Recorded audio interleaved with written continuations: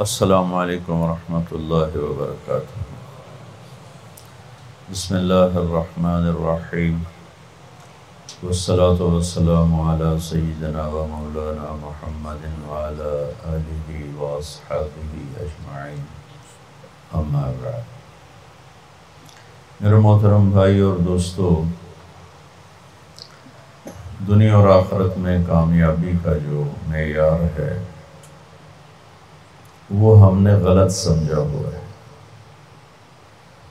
پوری دنیا میں یہ ذہن ہے کہ پیسہ ہے، عزت ہے، دولت ہے، شہرت ہے تو ہم کامیاب زندگی گزار رہے ہیں، اور اگر یہ نہیں ہے تو ہماری کوئی زندگی نہیں۔ میں ایک دفعہ یہ جو خانہ بدوش ہوتے ہیں نا، یہ ہماری زمینوں میں آ کے انہوں نے قیام کیا، تو میں صبح سیر کرتے ہوئے ان کے خیموں میں چلا گیا اور ان کو جمع کیا، تھوڑی سی ان سے بات کی، شاید انہوں نے پہلی دفعہ دین کی بات سنی۔ تو ان میں سے ایک کہنے لگا، ساڈی بھی کی زندگی ہے جی، اج ایتھے تے کل اوتھے، جتھے کوئی مر گیا اتھے ہی انہوں دب دیتا تو مڑ اگاں ٹر پے۔ یہ اس ان پڑھ سے لے کر پی ایچ ڈی تک لوگوں کا ذہن ہے کہ پیسہ، عزت، دولت، شہرت یہ کامیابی ہے، یہ نہیں ہے تو کوئی زندگی نہیں۔ تو اللہ تعالیٰ کی کتاب اور میرا اللہ کامیابی کا معیار کیا بتاتے ہیں؟ فمن زحزح عن النار وادخل الجنة فقد فاز وما الحیاة الدنیا الا متاع الغرور۔ جو جہنم سے بچ گیا اور جنت میں چلا گیا یہ کامیاب ہے، وہ غریب ہو، امیر ہو، بادشاہ ہو۔ ناکامی کا معیار کیا بتاتا ہے؟ قل ان الخاسرین الذین خسروا انفسهم واہلیہم یوم القیامہ الا ذلک هو الخسران المبین۔ میرے محبوب آپ انہیں بتا دیں، ناکام وہ ہے جو قیامت کے دن ناکام ہوگا، اور وہ ناکامی کیا ہے؟ وہ جہنم ہے۔ جو اس دن وہ ناکامی کیسے ہے؟ وہ فمن خفت موازینہ فاولئک الذین خسروا انفسهم فی جہنم خالدون۔ اس دن جن کی نیکیاں گھٹ گئیں، جو نیکیوں میں فقیر ہو گیا، جو میں آج کل فقیر ہوتا ہے، یہ بھی کوئی زندگی، یہ بھی کوئی بندن۔ تو میرا اللہ کہہ رہا ہے کہ قیامت کے دن جو فقیر ہوں گے، کس چیز کے؟ نیکیوں میں،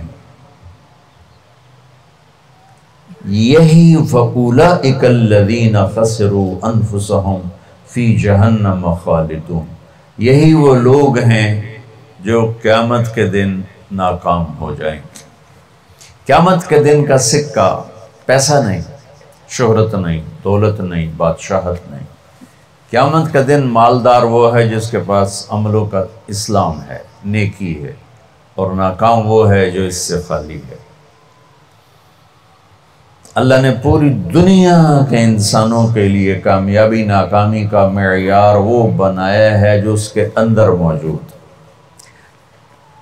دنیا کی کامیابی تو پیسے سے سمجھی جاتی، وہ کوئی سہیل ورگی کالونی بناوے تے ادھے بڑا بڑا پلازا بناوے، بھئی کیا زندگی ہے، بھئی کیا ترقی کی ہے، کیا ترقی کی ہے۔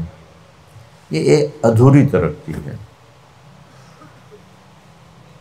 میرے اللہ نے کامیابی ناکامی کا معیار وہ بتایا ہے جس میں غریب، امیر، عورت، مرد، پڑھا لکھا، ان پڑھ، دیہاتی، شہری، کالا، گورا، عربی، عجمی، سب ایک جیسی طاقت رکھتے ہیں کہ اللہ کو راضی کرنے کے لیے یہ جسم اس کی اور اس کے رسول کی فرما برداری میں جھکانا پڑتا ہے، یہ کامیابی میں۔ اب اس میں غریب امیر جسم تو اللہ نے سب کو دیا، جو معذور ہے ادکلوی ادھورا پدھورا ہے تو صحیح نہیں۔ تو سلطان باہو رحمۃ اللہ علیہ کا فرمان ہے، دل دریا سمندروں ڈوگے کون دلاں دیاں جانے ہو، وچے جھیڑے وچے بیڑے وچے ونج مہانے ہو۔ تو اس کا خلاصہ وہ جو میں بتا رہا ہوں کہ انسان کو کامیابی کے لیے باہر کچھ بھی نہیں، سب کچھ اندر ہے۔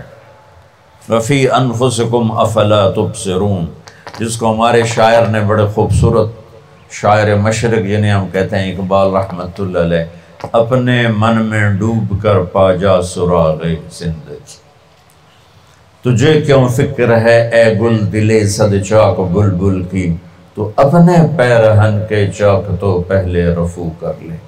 تو میرے بھائیو، کامیابی اور ناکامی اور قیامت کے دن کی عزت، اللہ کی قسم اس کا تعلق نہ ایسی کالونیوں سے ہے، نہ ایسے پلازوں سے ہے، اور نہ فقیری سے ہے، نہ فقیری سے۔ سلطان محمود غزنوی رحمۃ اللہ علیہ 416 ہجری میں انتقال ہوا، 416۔ دنیا میں 4 بادشاہ بڑے گزرے ہیں، 4۔ ایک سکندر جو عیسیٰ علیہ السلام سے پہلے تھا، اس کے بعد سلطان محمود غزنوی، اس کے بعد چنگیز خان، اور اس کے بعد تیمور۔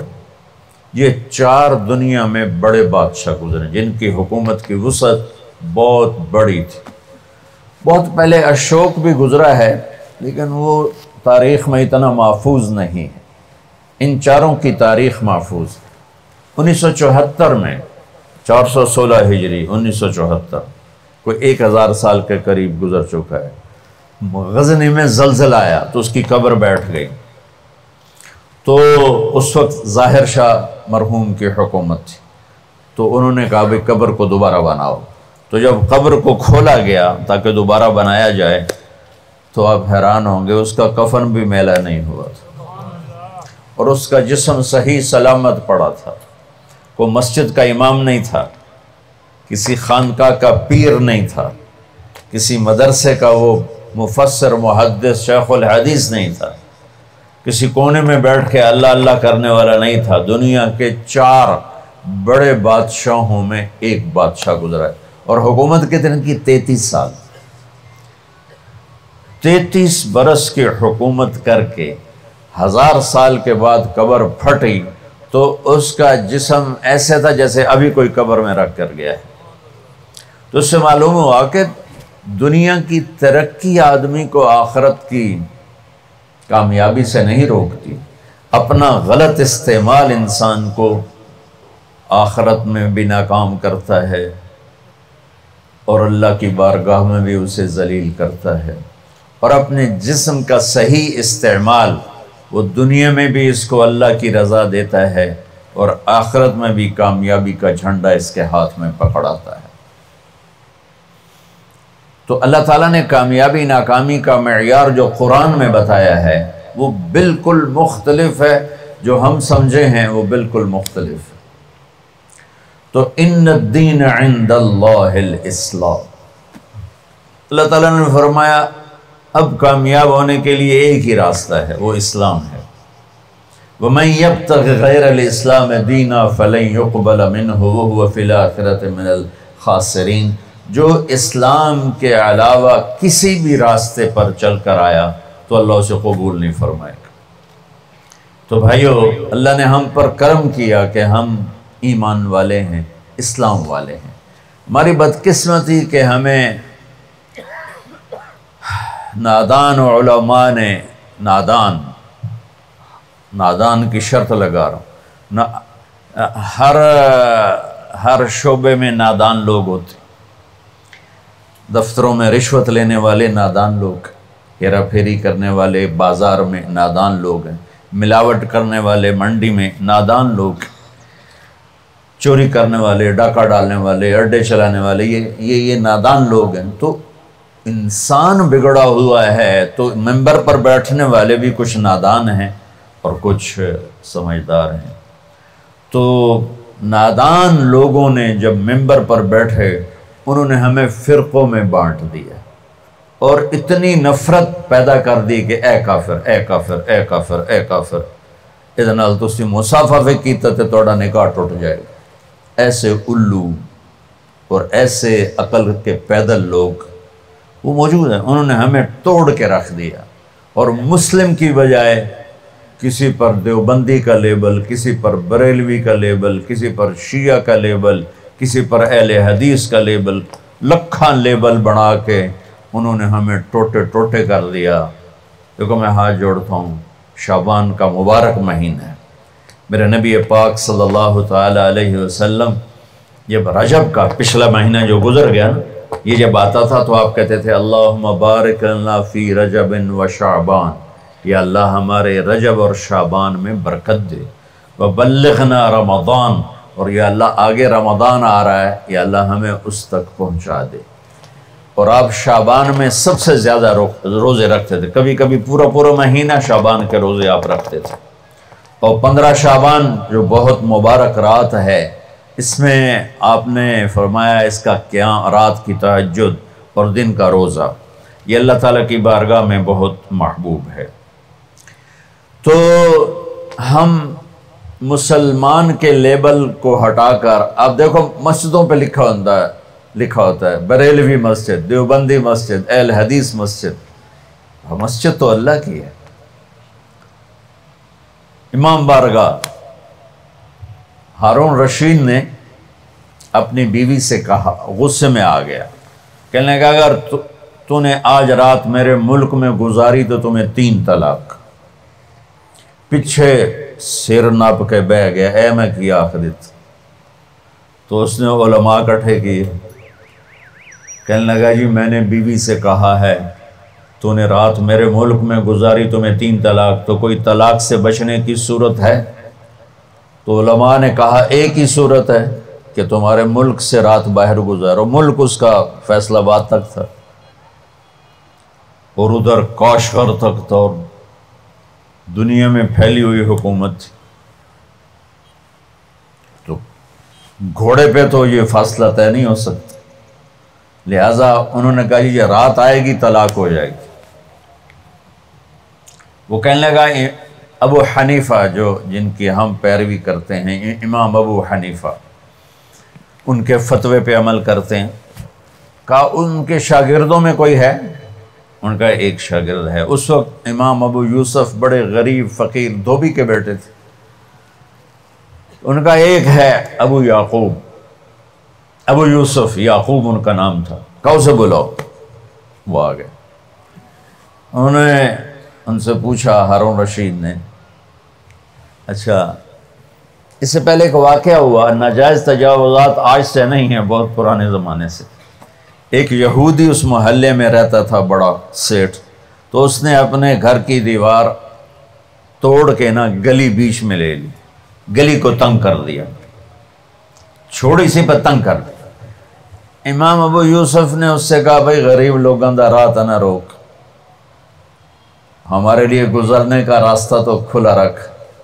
تو اس نے بڑے تکبر سے کہا جب تو پالکی میں بیٹھ کے آئے گا تو کھول دوں گا۔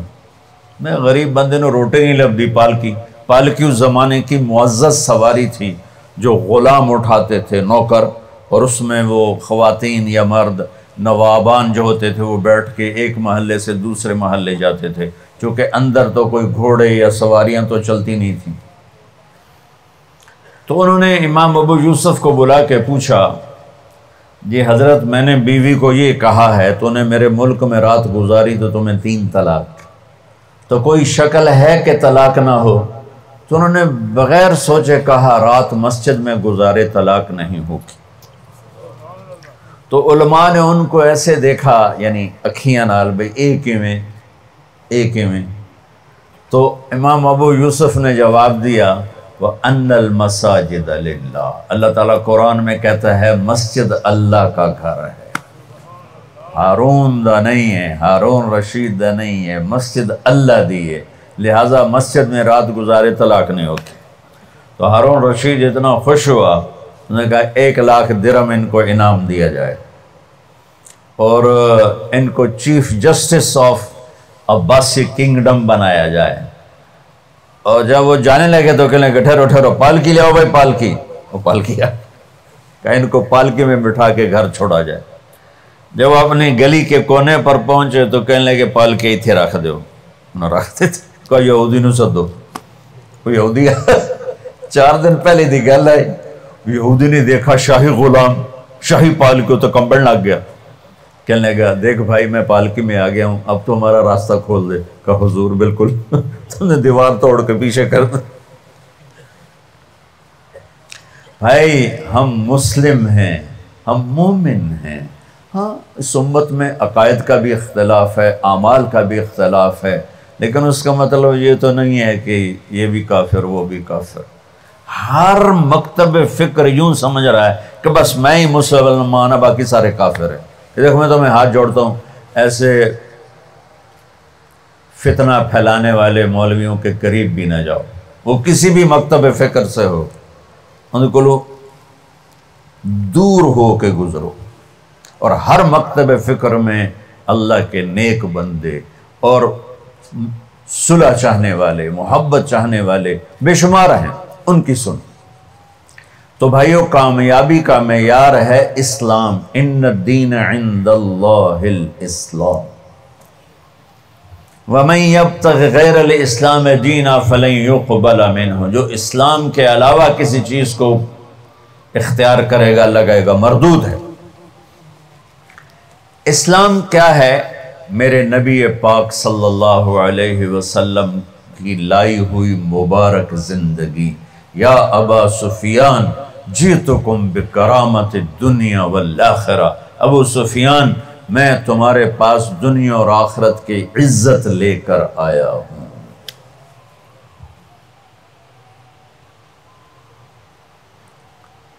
وجعل الذل والصغار لمن خالف امری، جو میرے اس راستے سے ہٹے گا اللہ اسے ذلیل کر دے گا۔ یہ بھی میرے نبی کی حدیث ہے، اور میرے نبی کی زندگی اور میرے نبی کا اسلام تھوڑے سے وقت میں آپ کو سارا بتا دیتا ہوں، سارا مختصر۔ اسلام شروع ہوتا ہے عبادت سے اور مکمل ہوتا ہے اخلاق پر۔ یہ بلڈنگ مسجد ہو یا مندر ہو یا گھر ہو یا گردوارہ ہو یا گرجا ہو،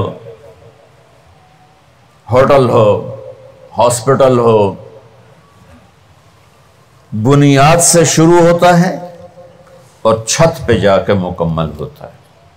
سہیل صاحب نے اس وقت بلایا جب چھت مکمل ہو، چھت نہ ہو تو نہ گھر میں بیٹھا جا سکتا ہے، نہ مسجد میں، نہ دفتر میں، نہ ہاسپٹل میں۔ تو میرے نبی نے 1-2 حدیثیں سناتا ہوں جس سے پورے اسلام کی تصویر سامنے آ جائے گی۔ آپ نے فرمایا بنی الاسلام علی 5، اسلام کی بنیاد، اے آ گئی بنیاد، عمارت سے تشبیہ دی ہے، عمارت سے۔ اسلام کی بنیاد ہے 5 چیزیں، لا الہ الا اللہ محمد رسول اللہ کی گواہی، 5 وقت کی نماز، اور 1 مہینے کا روزہ جو ابھی انشاءاللہ رمضان آ رہا ہے، اور زکوٰۃ 4 مالداروں کے لیے، اور حج 5واں مالداروں کے لیے۔ حج اور زکوٰۃ میں اللہ تعالیٰ نے تھوڑا سا فرق کر دیا کہ جس کے پاس پیسہ فالتو 1 سال پڑا رہے تو وہ زکوٰۃ دے 2.5%، اور جس کو اللہ نے دولت دی ہے، صحت بھی دی ہے، تو وہ جا کے میرے گھر کا حج کرے زندگی میں صرف 1 دفعہ۔ اسلام کی بنیاد میں 5 پتھر پلر بنائے گئے ہیں، کلمہ، نماز، روزہ، زکوٰۃ اور حج۔ یہ تو بنیاد ہو گئی۔ بنیاد کوئی ڈال دے تو وہ یہ نہیں کہتا جی یہ میرا گھر ہے، کہتا جی یہ گھر بن رہا ہے۔ بنیادیں پڑی ہوں، کوئی نہیں کہتا یہ مسجد ہے، کہتا جی یہ مسجد بن رہی ہے۔ کوئی نہیں کہتا جی یہ میرا دفتر ہے، کہتا جی دفتر بن رہا ہے، یہ ہاسپٹل بن رہا ہے، یہ مندر بن رہا ہے، یہ گرجا بن رہا ہے، یہ گردوارہ بن رہا ہے، کوئی اس کو کوئی نام نہیں دیتا جب تک چھت نہ پڑ جائے۔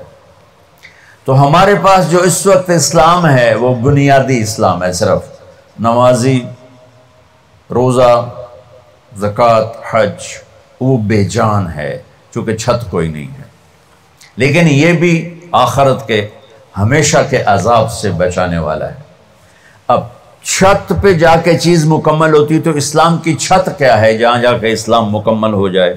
تو میرے نبی کی دوسری حدیث اس کے ساتھ جوڑ لو۔ آپ نے فرمایا انما بعثت لاتمم مکارم الاخلاق، میں دنیا میں اس لیے آیا ہوں کہ تمہارے اخلاق کی چھت بنا دوں، تمہارے اخلاق مکمل کر دوں۔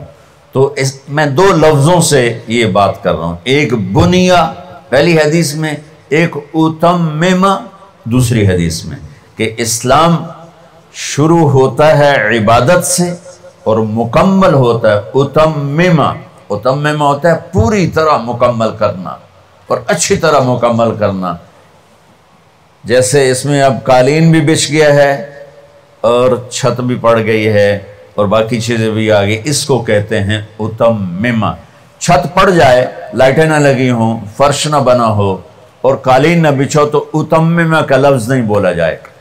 تو میرے محبوب نے فرمایا کہ میں تمہارے اخلاق کو پوری طرح مکمل کرنے کے لیے آیا ہوں۔ اور ادھر فرمایا اسلام کی بنیاد 5 چیزیں ہیں۔ تو بھائیو، میرے نبی کا دین، میرے اللہ کا اتوارا ہوا اسلام مختصر 2 حدیثوں میں ہے، ایک کلمہ، نماز، روزہ، حج، زکوٰۃ، اور ایک اچھے اخلاق۔ ایک حدیث اور ساتھ سنا دوں تو اچھے اخلاق کیا ہوتے ہیں وہ سامنے آ جائے گا۔ میرے نبی سے پوچھا گیا یا رسول اللہ مل اسلام، عمر بن عبسہ نے پوچھا یا رسول اللہ اسلام کسے کہتے ہیں؟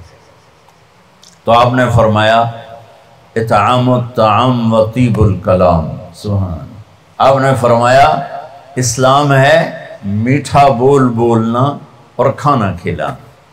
یہ نہیں کہ ہر بولتے گال کرنی، ہر بولتے گال کرنی، کھوتے میں گالیں کٹی جاندے ریڑیاں والے۔ تو میرے نبی نے فرمایا اسلام کیا ہے؟ میٹھا بول بولنا اور کھانا کھلانا۔ پہلی حدیث میں اسلام کیا ہے تو آپ نے کہا نماز پڑھنا، کلمہ پڑھنا، روزہ رکھنا، زکوٰۃ دینا، حج، یہ ابتدا ہے۔ اب انتہائی اسلام اخلاق پر ہے۔ تو اب یہ جو سوال کرنے والا ہے نا، یہ آخری حج کے موقع پہ سوال کر رہا ہے۔ آخری حج میں ملاقات ہو رہی ہے، الیوم اکملت لکم، عرفات میں نازل ہو چکی ہے، دین مکمل ہو چکا ہے۔ تو اب میرے نبی مکمل دین کی شکل بتا رہے ہیں، وہ کیا ہے؟ اطعام الطعام و طیب الکلام، کھانا کھلانا، میٹھا بول بول۔ اللہ کو بخیل سے پیار نہیں ہے، سخی سے پیار ہے، چاہے وہ غافل ہو۔ اور بخیل سے اللہ دوستی لگاتا نہیں، چاہے رات کا تہجد گزار، دن کا روزے دار ہو۔ چاہتا نہیں پیو گے، پہلے ہی نہیں کہہ دیتا ہے، چاہتا نہیں پیو گے، اگلا شرم میں چاہتا جی نہیں جی بس رہن دے، روٹی تو نہیں کھاؤ گے، روٹی تو نہیں کھاؤ گے۔ بخل کا دورہ۔ ہمارے بچپن میں جب یہ سڑکیں کچی ہوتی تھیں تو مسافر آ کے ڈیروں میں ٹھہرتے تھے، تو ہمارا ایک کلچر تھا دیہاتی، اور یہ بھینسیں گائیں بہت زیادہ ہوتی تھی، تو رات کو آنے والے مسافروں کو یا مہمانوں کو دودھ پلایا جاتا تھا۔ روٹی کھلا دی مغرب کے فوراً بعد، اور عشاء کے بعد نوکر جاتا تھا اور سب کو دودھ پلاتا تھا۔ یہ ہمارا ایک کلچر تھا۔ تو گلاس ہوتے تھے اتنے بڑے بڑے، 3 پا دا گلاس ہوتا ہے۔ ہمارے دادے کے زمانے کا ایک بزرگ آ گیا مہمان، ہمارے دادا اور اس کے والد آپس میں بہت تعلق، آگے بہت تعلق، وہ پرانی عمر کے۔ تو نوکر گیا دودھ پلانے، اب گلاس آ گیا ایڈے ایڈے، پہلے گلاس ہوتے تھے اتنے اتنے تانبے دے، چاچا لال ہوتا نہ ہوئے، اس نے دودھ ڈال کے دیا نا تو کہتا پتر میں نہیں پیندا۔ اس نے کہا چاچا کیوں؟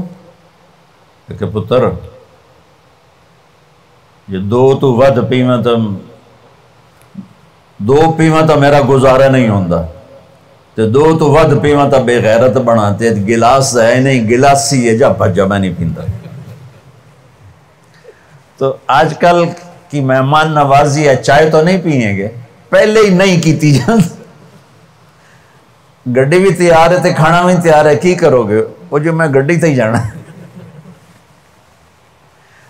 ہمارے بچپن میں رات 12 بجے مہمان آتا تھا تو ہماری دادیاں نانیاں کہتی بسم اللہ بسم اللہ، برکت آ گئی برکت آ گئی برکت آ گئی۔ آج دن کے 12 بجے میں مہمان آ جائے تو ہماری بیگمات کہتی ہیں بتائے بغیر آ جاتے ہیں، منہ اٹھا کے آ جاتے ہیں، بتائے بغیر آ جاتے ہیں، منہ اٹھا کے، حالانکہ جب کہ آج کل پکانا کتنا آسان ہے، کتنا آسان ہے۔ تو بخل کا زمانہ آ گیا ہے۔ تو میرے نبی نے فرمایا پوچھ اسلام کیا ہے؟ کہا کھانا کھلانا۔ چلو ایک آدمی غریب ہے، اس پر روٹی کوئی نہیں، میٹھا بول تو بول سکتا ہے، زبان تو اللہ نے سب کو دی ہے، تو اگر ہم نے کہا میٹھا بول، کھانا کھلا۔ کھانا ہر آدمی یقینی بات ہے نہیں کھلا سکتا، کہ اتنے کم وسائل ہیں کہ خود ہی وہ چٹنی سے روٹی کھاتا ہے۔ پھر اس نے پوچھا مل ایمان، یا رسول اللہ ایمان کیا ہے؟ تو آپ نے فرمایا الصبر والسماحہ، لوگوں کی برداشت کرنا اور معاف کرنا۔ یہ بھی اخلاق، پانی دینا یار۔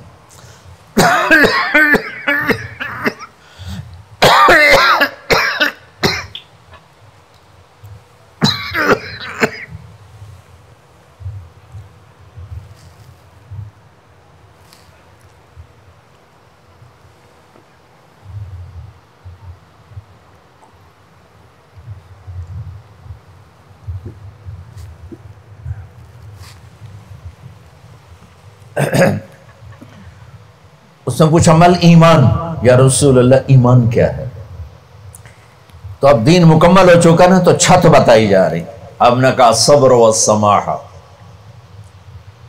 برداشت کرنا لوگوں کی، میں بدلہ لے کے چھڑوں گا نہیں، یہ ایمان کی اعلیٰ تصویر نہیں ہے۔ آپ نے کہا صبر کرنا، پھر صرف صبر نہیں کرنا، والسماحہ، اور معاف کرنا۔ سبحان اللہ، کیا خوبصورت ایمان بتایا، اور میرے نبی نے کر کے دکھایا۔ 21 برس جو قتل کے منصوبے بناتے رہے، 21 سال مکے والے، جب آپ نے مکہ فتح کیا تو آپ نے ایک بول میں کہا جاؤ میں نے سب کو معاف کیا۔ آپ تبوک کے سفر سے واپس آ رہے تھے، آپ سوئے ہوئے تھے، صحابہ بھی سوئے ہوئے تھے، تو ایک بدو کافر کہیں سے آیا، غورس اس کا نام تھا، اس نے آپ ہی کی تلوار اٹھا کے آپ کی پسلی میں ماری یہاں۔ اب اٹھ کے بیٹھ گئے، دیکھا تو وہ تلوار لے کے کھڑا، اور یوں کر کے کہنا 10 ہن تینوں کون بچاوے گا؟ تو آپ نے کہا اللہ، تو اس کا ہاتھ کانپا اور تلوار گر گئی۔ تو آپ نے تلوار اٹھا کے یوں سیدھی کی، اب تو بتا تجھے کون بچائے گا؟ وہ کہنے لگا میں تو ہی بچائیں گا، تو اللہ تو پتہ ہی کوئی نہیں، وہ کہنے لگا میں تو ہی بچائیں گا، مہربانی کر دے۔ سبحان اللہ۔ اب دیکھو کیا کرنے آیا ہے، مارنے پیٹنے نہیں، قتل کرنے آیا ہے۔ آپ نے فرمایا کلمہ پڑھتے ہو؟ کہنے کہ نہیں پڑھتا۔ تو آپ نے کہا جاؤ معاف کیا۔ سبحان اللہ، جاؤ معاف کیا۔ اسلام مکمل کہاں ہو رہا ہے؟ پھر اس نے پوچھا یا رسول اللہ ای الاسلام افضل، سب سے اعلیٰ درجے کا مسلمان کون ہے؟ دھیان ڈال سنیں، سب سے اعلیٰ درجے کا مسلمان، میرے نبی کا جواب، جو سارا دن مصلی پہ بیٹھا رہے، جو ہر سال حج عمرہ کرے، جو مسجد سے نہ نکلے، جو رات کو قرآن پڑھے، دن میں روزے رکھے، نہیں، سنو غور سے سنو، من سلم المسلمون لسانہ ویدہ، سب سے اعلیٰ درجے کا مسلمان فیصل آباد کا وہ ہے جو اپنے مسلمانوں کو تکلیف نہ پہنچائے، جو ہاتھ اور زبان سے کسی کو تکلیف نہ پہنچائے، وہ سب سے اعلیٰ درجے کا مسلمان ہے۔ سبحان، کیا بات! میرے نبی سے ایک صحابی نے پوچھا، یا رسول اللہ، ہمارے محلے میں ایک خاتون رہتی ہے، رات کو تہجد پڑھتی ہے، دن میں روزے رکھتی ہے، پر اس کی زبان بہت سخت ہے، بہت بےزتی کرتی۔ آپ نے کہا جہنم میں جائے گی۔ کہا جی ایک خاتون ہے جو نہ نفلی روزہ، لیکن اس کی زبان کا بول بڑا میٹھا ہے، کہا وہ جنت میں جائے گی۔ تو سب سے اعلیٰ درجے کا مسلمان کون ہے جو کسی کو تکلیف نہ پہنچائے؟ پھر اس نے پوچھا ای الایمان افضل، سب سے اعلیٰ درجے کا مومن کون ہے؟ تو آپ نے فرمایا حسن الاخلاق، جس کے اخلاق اچھے ہوں وہ سب سے اعلیٰ درجے کا ایمان والا ہے۔ کیونکہ تکلیف نہ پہنچانا اخلاق کی ایک صفت ہے، اور اخلاق کی بے شمار اقسام۔ میرے نبی نے فرمایا اچھے اخلاق 360 صفات کا نام ہے۔ ایک صفت بھی کسی مسلمان مرد عورت کے اندر ہوگی تو جنت میں چلا جائے گا۔ سامنے ابو بکر بیٹھے تھے، کہنے لگے یا رسول اللہ کو میرے اندر بھی ہے؟ تو آپ نے فرمایا تیرے اندر ساری ہے، ساری تیرے اندر ساری۔ تو ابتدا بھی بتا دی، انتہا بھی بتا دی، اور عبادت بھی مسلمان کو اخلاق تک پہنچاتی ہے۔ اب سنو قرآن سے، اللہ تعالیٰ انسان کسے کہتا ہے؟ ایمان والوں کو۔ ان الذین کفروا من اہل الکتاب والمشرکین فی نار جہنم خالدین فیہا اولئک ہم شر البریہ۔ سب سے بدترین مخلوق وہ ہے جو اللہ کو نہ مانے، جو اللہ کے دین کو نہ مانے۔ آپ نے کہا وہ سب سے بدترین مخلوق۔ تو لا الہ الا اللہ محمد رسول اللہ ہمیں انسانیت میں داخل کرتا ہے۔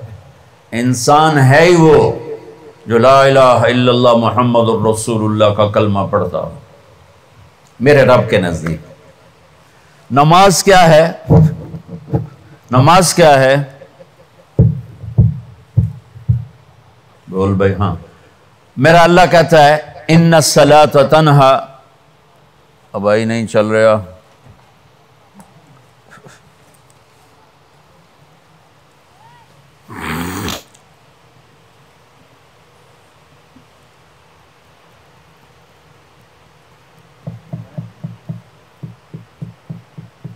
تھوڑی آواز ہے۔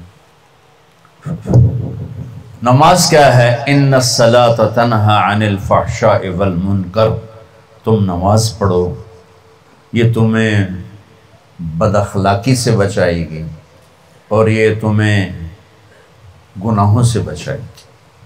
تو نماز بھی انسان کو اخلاق تک لے جا رہی، فحاشی سے بچائے گی، گناہوں سے بچائے گی، اخلاق کی طرف سفر۔ روزہ آ رہا ہے، روزہ کس لیے ہے؟ کتب علیکم الصیام کما کتب علی الذین من قبلکم لعلکم تتقون، تم پر روزہ فرض کیا ہے جیسے پہلوں پہ کیا تھا تاکہ تم تقوی والے بن جاؤ۔ تقوی والے کون ہیں؟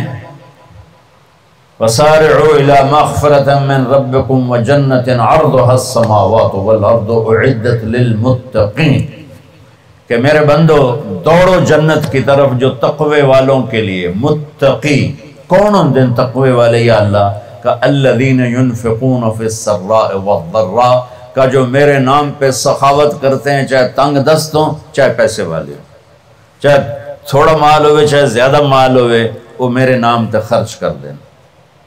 الکاظمین الغیظ، جو غصے کو پی جاتے ہیں، والعافین عن الناس، اور جو لوگوں کو معاف کر دیتے ہیں، اللہ تعالیٰ کہہ رہا ہے یہ تقوی والے ہیں۔ تو روزہ بھی اخلاق پہ لے جا رہا ہے۔ فمن فرض فیہن الحج فلا رفث ولا فسوق ولا جدال، میرے رب نے کہا حج کا ارادہ کر لیا ہے تو زبان کی گندی زبان کا گندا لہجہ اور زبان کے گندے بول سے بچو، لڑائی سے بچو، گناہوں سے بچو۔ تو حج بھی میٹھے بول پہ لا رہا ہے، لڑائی سے بچنے پہ لا رہا ہے، نافرمانی سے بچنے پہ لا رہا ہے۔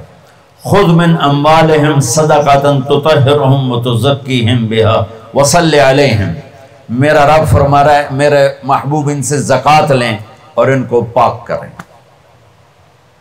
اور ان کا تزکیہ کریں، ان کو ایک اچھا انسان بنائیں۔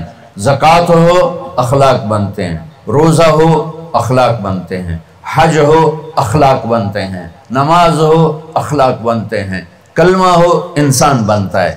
یہ اتنا زور کیوں دیا ہے اخلاق پر کہ میرے بھائیو، اچھا معاشرہ جو وجود میں آتا ہے وہ ایک دوسرے کو معاف کرنے سے وجود میں آتا ہے۔ مسجد نماز کے لیے ہے، اور نماز ایک انفرادی عمل ہے جو کر کے میں گھر چلا جاتا ہوں، دفتر چلا جاتا ہوں، پڑھوں نہ پڑھوں، نہ پڑھنے کا گناہ مجھ پر، پڑھنے کی نیکی مجھ پر۔ لیکن اگر میرے اخلاق برے ہیں، روزہ میری چیز ہے، رکھوں اجر، نہیں رکھوں پکڑ، زکوٰۃ دے دوں اجر نہ دوں پکڑ، حج کر لوں اجر نہ کروں پکڑ، صرف میری ذات سے کے گرد ہے نماز بھی، روزہ بھی، حج بھی، زکوٰۃ بھی۔ لیکن برے اخلاق جتنا معاشرے میں میرا اثر ہے وہاں سب تباہی پھیلا دیں گے، اور اچھے اخلاق جتنا معاشرے میں میرا اثر ہے وہاں خوبصورتی کو پھیلا دیں گے۔ عبادت چھپ جاتی ہے، میں نے فجر پڑھی ہے کہ نہیں پڑھی آپ کو پتہ ہے؟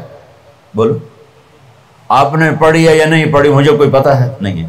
لیکن یہاں بیٹھ کے اللہ نہ کرے میں فرقہ واریت کی بات کروں، آپ سب کو پتہ چلے گا کہ نہیں چلے گا کہ مولوی اگلا رہے، اور یہاں بیٹھ کے میں محبت کی بات کروں تو آپ کو پتہ چلے گا کہ نہیں چلے گا کہ یہ محمد مصطفیٰ صلی اللہ علیہ وسلم والے اخلاق بتا رہا ہے۔ تو اخلاق چھپتے نہیں، برے ہوں یا اچھے ہوں ظاہر ہوتے ہیں، اور سب سے زیادہ اس آدمی کا خاندان، جس آدمی کو بدتمیزی کی عادت ہے وہ بیوی کے دل کو برباد کر دے گا، ماں باپ کے دل کو برباد کر دے گا، اولاد کو برباد کر دے گا، دوستوں کو، نوکروں کو برباد کر دے گا۔ اس کے نوکر سامنے کہیں گے میاں صاحب، شیخ صاحب، سیٹھ صاحب، خان صاحب، اتھے جا کے گالی کڈن۔ اور جس کے اخلاق اچھے ہوتے ہیں وہ اپنے گھر کو خوبصورت بنا دیتا ہے، رشتوں کو خوبصورت بنا دیتا ہے، ملازموں کو خوبصورت بنا دیتا ہے، اپنے کاروبار کو، اپنی زندگی کو، ہر پہلو اس کا خوبصورت ہو جاتا ہے۔ اچھے اخلاق لباس کی طرح ہیں جو میرا ہر عیب چھپا لیتے ہیں، اور برے اخلاق ننگے آدمی کی طرح ہے جس کا ہر عیب سامنے آ جاتا ہے۔ تو بھائیو، رمضان المبارک قریب ہے، 15 شعبان بھی قریب ہے، آج غالباً 13 ہے، 14 ہے، آج 14 ہے، تو کل کا روزہ رکھو، اور رات کو اللہ سے مانگو تو دعائیں قبول ہیں۔ اور اس رات میں بھی اللہ تعالیٰ فرماتا ہے، میرے نبی نے فرمایا کہ میں سب کی بخشش کرتا ہوں جو اٹھے ہوتے ہیں، رو رہے ہوتے ہیں، 5 آدمیوں کے سوا، 5 انگلیاں۔ پہلا سنو، مشرک، دوسرا شاحن، دل میں بغض کینہ رکھنے والا، تیسرا المسبل، متکبر، تکبر کرنے والا، چوتھا عاق لوالدیہ، والدین کو برباد کرنے والا۔ ایک ہوتا ہے کبھی کبھی اونچا بول ہو جائے، گستاخی کا، اس کو نافرمانی کہتے ہیں۔ عاق ہوتا ہے پھاڑ دینا، ایسا پھاڑنا کہ جڑ نہ سکے، جو والدین کے جگر چیر دے اور ان کے کلیجے جلا دے، اس کی اس رات بخشش نہیں ہوتی۔ وَمُدْمِنُ خَمْرٍ، اور روز شراب پینے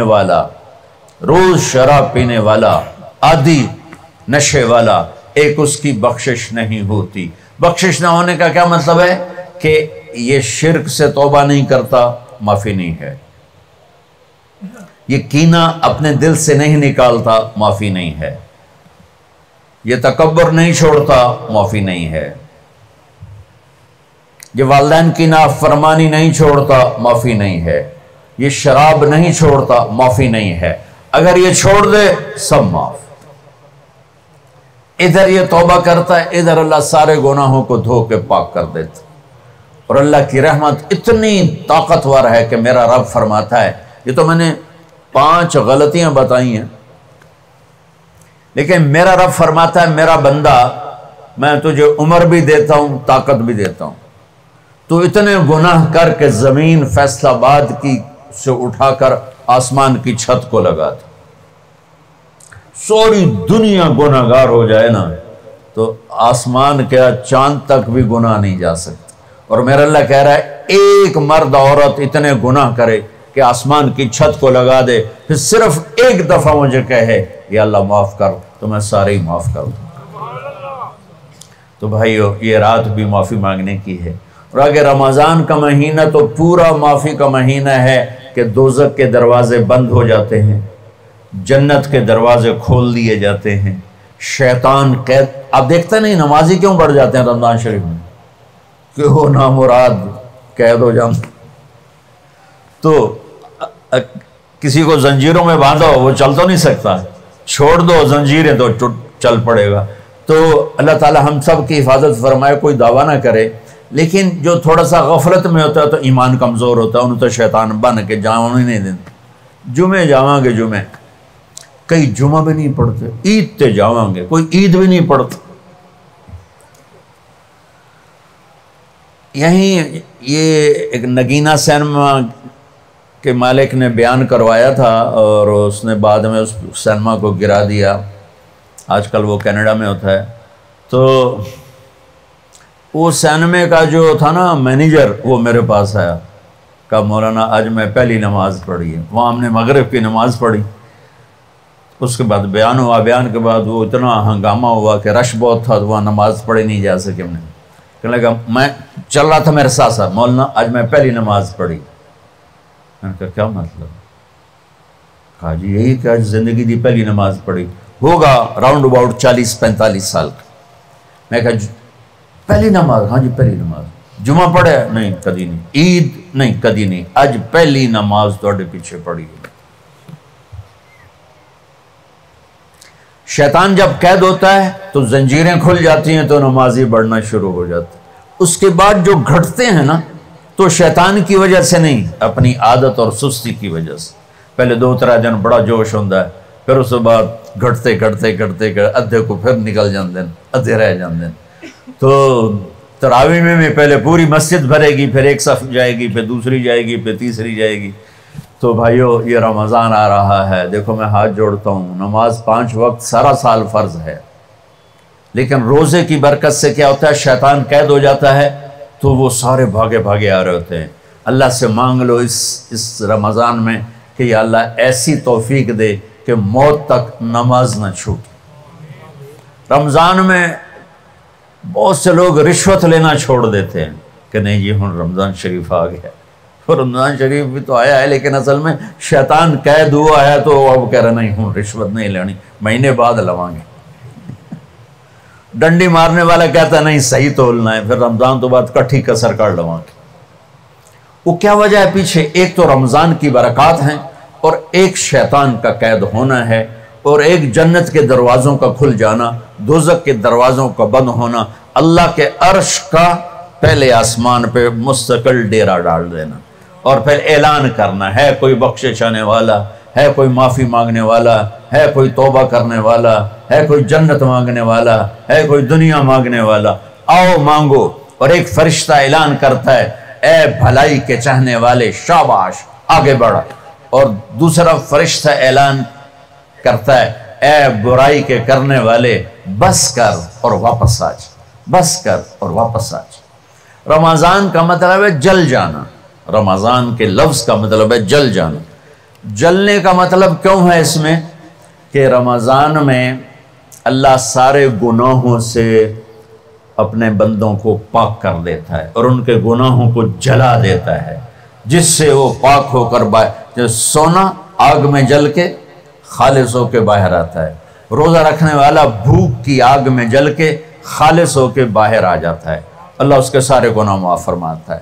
تو میرے عزیز و رمضان شریف آ رہا ہے، اپنے دل کو کینت سے صاف کرو، بغض سے صاف کرو، نفرت سے صاف کرو، کسی سے لڑے ہوئے ہو اللہ کے واسطے صلح کر لو، یہ لڑنے کی جگہ نہیں ہے، محبت کر کے جاؤ تو اللہ بڑے اونچے عالی درجات نصیب فرمائے گا۔